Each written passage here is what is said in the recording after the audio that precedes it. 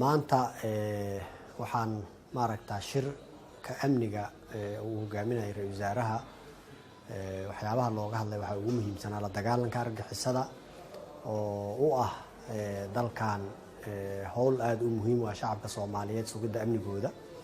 waxaa aad loo hadal qaaday howlgallada ciidamada amniga iyo ciidamada AMISOM ay ka wadaan dalka iyo sidii loo xoojin lahaa la dagaalanka argagixisada.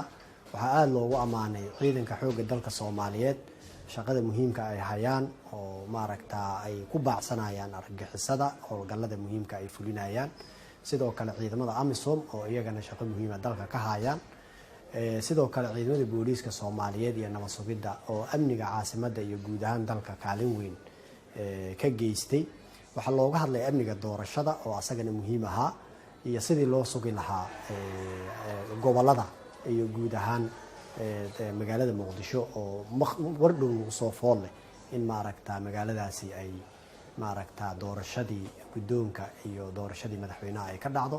inahaasaa diiradda lagu saaray. waxaa la isku afgartay howlo muhiim ah oo shacabka Soomaaliyeed ay ku farxi doonaan in maaragtaa iyo la dirirka al-shabaab in la xoojiyo waqti badanna la geliyo amniga dalka guud ahaan maadaama muddadan ay shabaabku ay maaragtaa iyo argagixisadu ay bilaabeen howlgallo ay maaragtaa ku dhibaateynayaan ama dhibaatooyin ay ku geysanayaan shacabka Soomaaliyeed iyo sidii looga hortagi lahaa arrinkaas ayaa muhiimadda gaarka ah lagu saaray.